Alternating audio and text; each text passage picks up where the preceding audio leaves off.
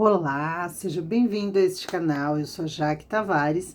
Neste canal eu posto os meus estudos que eu venho fazendo, desde 2015 para ter uma boa saúde, automaticamente conectado com a alma, porque se você começa a cuidar da sua saúde, a sua alma se desperta e a sua espiritualidade liga.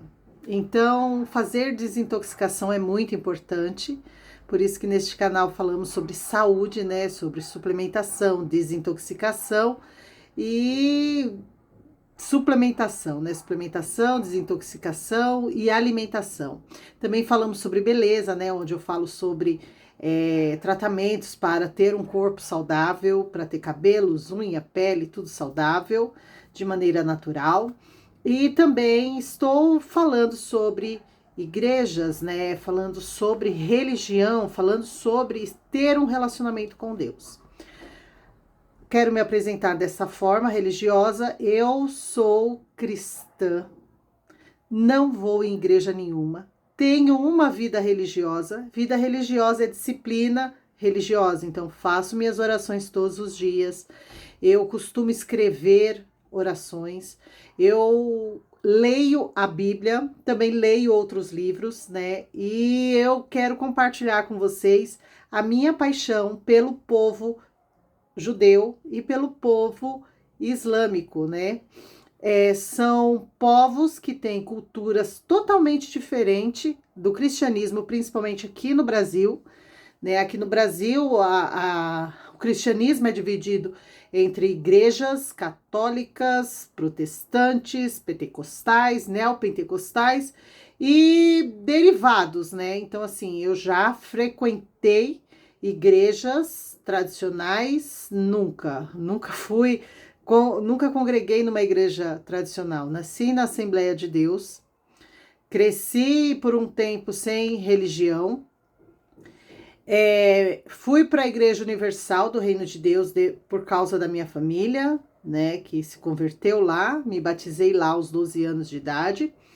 Depois me desviei e me revoltei. Coisas de adolescente que acontece, puberdade, E nessa puberdade toda eu tive muitos contatos com espíritas, com ocultistas e aos 20 anos de idade, assim que eu completei 20 anos de idade, eu quis morrer para esse mundo e desejava algo maior do que eu mesma. E eu tive um encontro com Deus através do seu filho, Jesus Cristo, na rua, E naquele momento eu me converti, falei, é o cristianismo que eu vou seguir, porque eu tive uma experiência com o cristianismo. Estudei muito sobre o cristianismo e a gente consegue ter livre acesso aos segredos do cristianismo através da Bíblia, em específico no Novo Testamento. Então, nesse Novo Testamento tem a história de Jesus contada em 4 visões diferentes, mas do mesmo fato. Então, Mateus, Marcos, Lucas e João. E depois tem um início, assim que o nosso Senhor morre, mataram Jesus, e ele ressuscitou, porque não tem como a morte segurar alguém que não pecou. Então, Jesus Cristo ressuscitou. E dali começa Atos dos Apóstolos. Jesus Cristo vai para o céu, Tem testemunhas. E 2 seres aparecem e fala, 2 seres humanos, que se entende como anjos. Falando, tá vendo ele subindo pelas nuvens? Da mesma forma que ele subiu, ele há de descer, Então, a gente acredita, quem é cristão acredita que Jesus Cristo está voltando. Dentro do cristianismo há uma liberdade, Há uma liberdade onde é explicado, é um segredo, essa liberdade é um segredo que nós chamamos de graça. Não é um segredo, é um mistério, Que nós chamamos de graça, e por ser um mistério, ela só é revelada a os escolhidos. Essa é a minha crença, Porque A gente fala de graça e a graça é muito difícil de se explicar, mas quem entende a graça, a liberdade em Cristo, sabe o que é a graça. Sabe não porque explicaram, mas porque experimentaram. A salvação é a mesma forma, é a mesma coisa. Não adianta eu querer te explicar a salvação, o que é se sentir salvo, o que é ser salvo. Porque só quem é salvo sabe o que é a salvação. Por mais que a gente explique, tem que ter a experiência.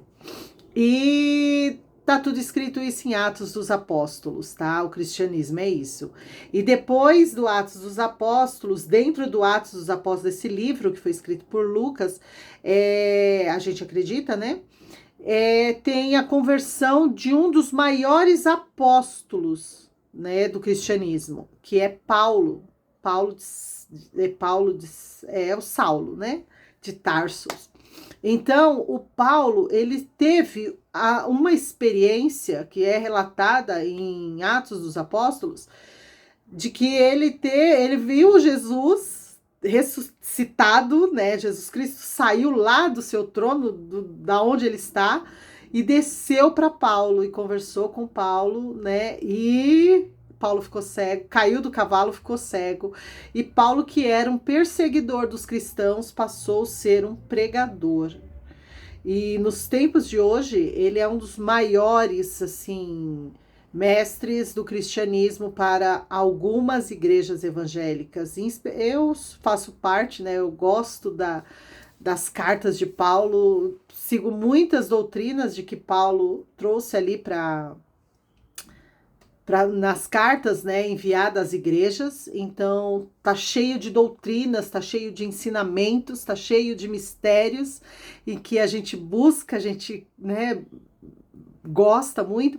E, inclusive, a explicação da ressurreição, né, Paulo, ele tenta trazer essa explicação em 1 Coríntios, né, a primeira carta enviada aos Coríntios, no capítulo 15. Então, se você é uma base do cristianismo, é a crença na ressurreição. Nós não acreditamos em reencarnação, nós não acreditamos em vida pós-morte nesse mundo. Então, a gente acredita sim em vida pós-morte, mas com um pós-morte, entendeu? Não viver de novo, voltar. Então, a gente não acredita em reencarnação, a gente acredita em ressurreição. Se você é cristão e acredita em reencarnação, sinto lhe dizer, você não faz parte do cristianismo. É uma das bases fundamentais do cristianismo, é a ressurreição. E aí, o que acontece? Depois de estudar muito, buscar muito dentro do cristianismo, firmar minha fé em Cristo, né? Que eu já falei sobre o nome de Cristo. Quem é Jesus? Jesus foi um judeu. Ele foi um judeu. Então o nome dele não é Jesus. O nome dele é hebraico, é judaico, é aramaico. Então é o nome santo, o nome que está acima de todos os nomes, né? Então é o nome dado ao nosso Cristo, ao nosso Messias. Então, pensando em que Jesus era judeu como homem, né, como Deus encarnado, ele era judeu, a gente tem que estudar o judaísmo, tem que estudar a cultura do nosso Senhor. E isso se encontra no Primeiro Testamento, né, que é onde está ali, onde aqui no Brasil e muitos países chama de Antigo Testamento. Então, ele não é um Antigo Testamento, ele foi o Primeiro Testamento, ele foi vários livros escritos para o povo judeu. Ali dentro do Velho Testamento está a criação dos povos, onde todos os povos surgiram. E no meio do povo judeu, né, as doutrinas de Deus para o povo judeu, teve Abraão. Então, Abraão foi um homem em que, dentro de uma nação idólatra, ele teve contato com o único Deus verdadeiro, o Deus único, o Criador dos céus e da terra. E ali, o Abraão, ele teve 2 filhos, né? Um filho de Agar, que era uma escrava egípcia, tem toda a história dela. Na Bíblia, no Velho Testamento, não tem, mas a gente vai pesquisando na história. Existe uma história de Agar, e ela não era uma simples escrava, tanto é que se ela fosse uma simples escrava, ela não seria escolhida por Sara para ser dada. Sara não, é Sara, isso mesmo. Sara para Abraão. Então, o primeiro filho de Abraão, ele não foi concebido dentro de um casamento abençoado por Deus. Foi concebido com a bênção da esposa com outra mulher.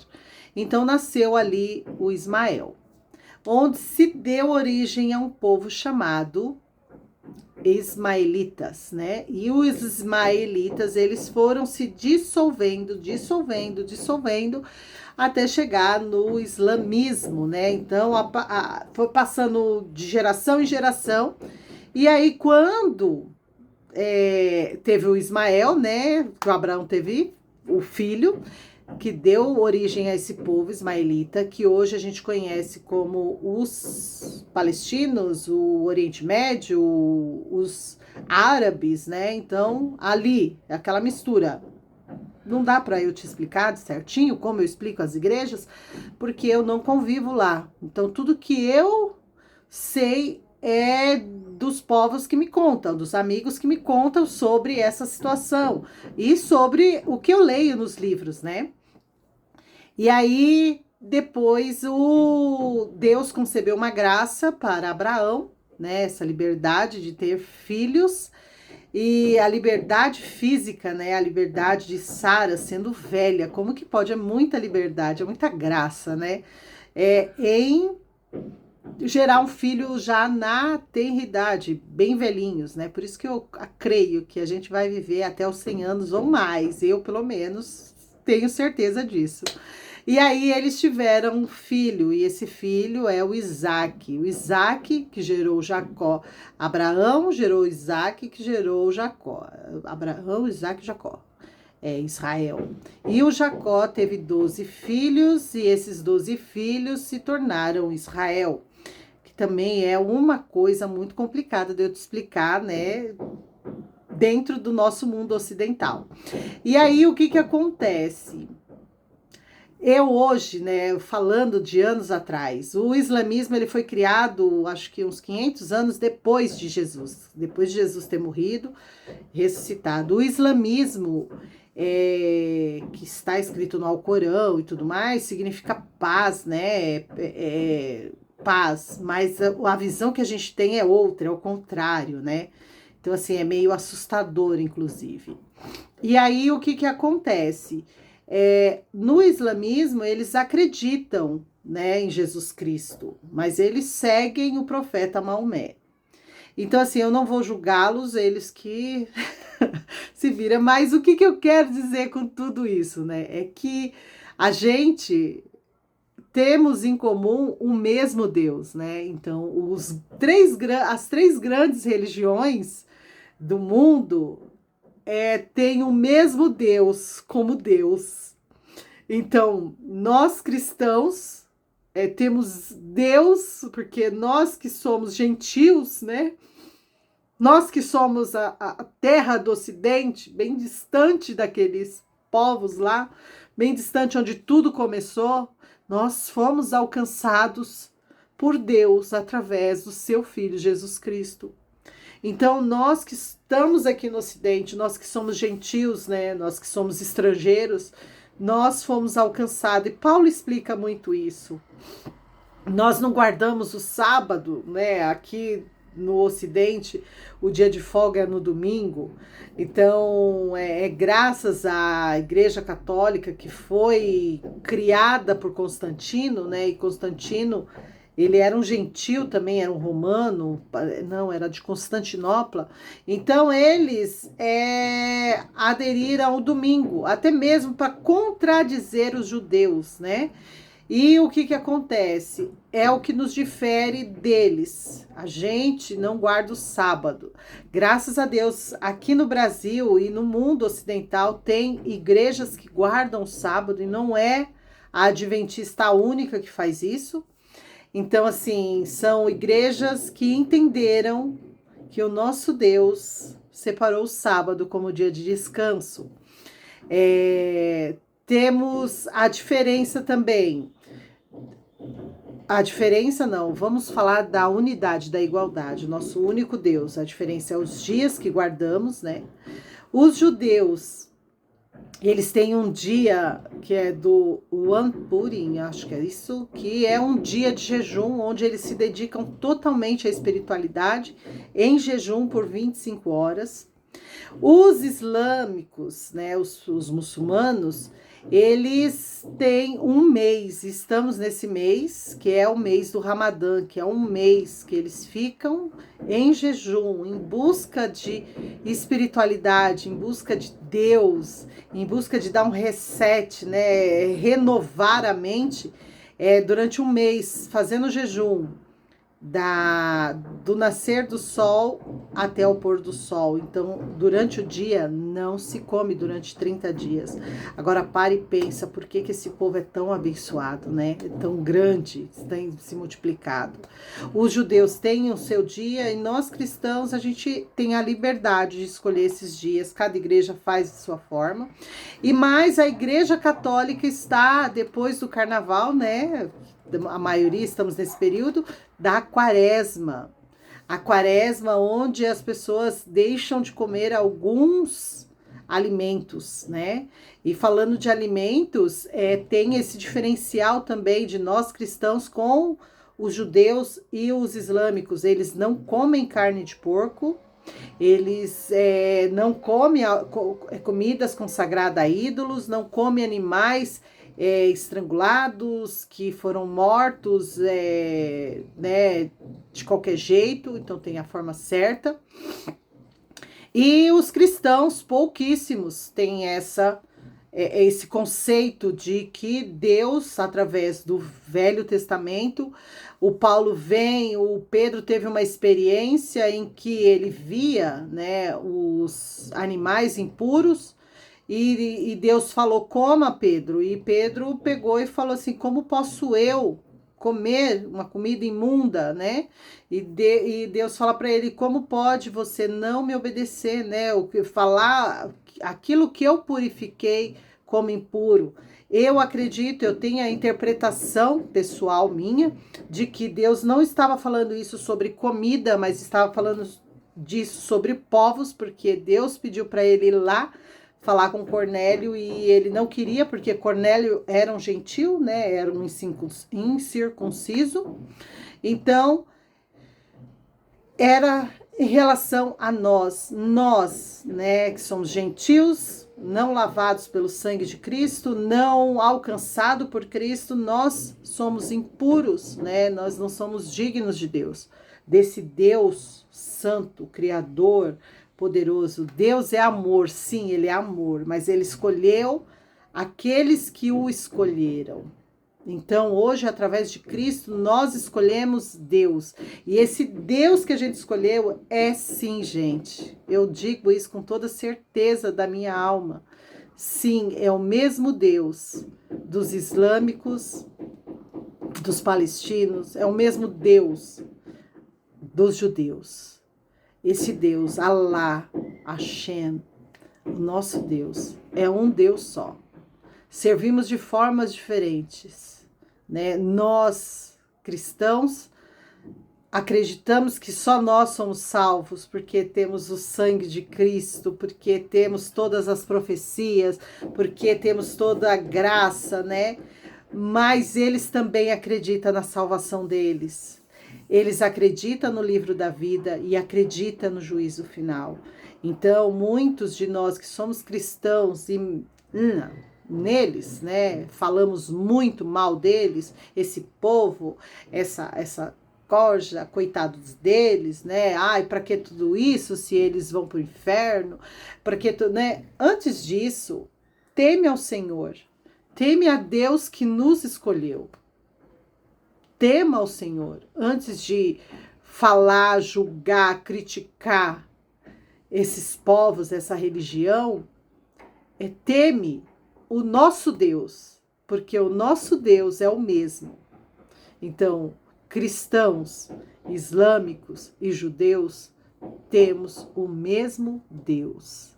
Então, eu vim em respeito, né, até mesmo para chamar sua atenção, com um lenço, que tem igrejas aqui no Brasil, né, que usa o véu para orar a Deus. Então, assim, quando eu fui na Congregação Cristã do Brasil, logo no início da minha jornada de conversão, eu vi o véu, achei lindo, maravilhoso. Eu falei, meu Deus, vou usar o véu o tempo todo. E dizem que não, era só para orar. Eu achei fora do contexto, fui estudar o véu em todas as religiões. E sim, se a gente for usar o véu para orar, vamos usar em respeito a Deus em todo o tempo. É muito calor aqui no Brasil, né? Muito calor mesmo. Eu não vou tirar porque descabelou o cabelo. Então, assim, não dá para usar. Mas no inverno eu gosto, acho bonito, né? Não sou muçulmana, mas eu admiro isso neles, né?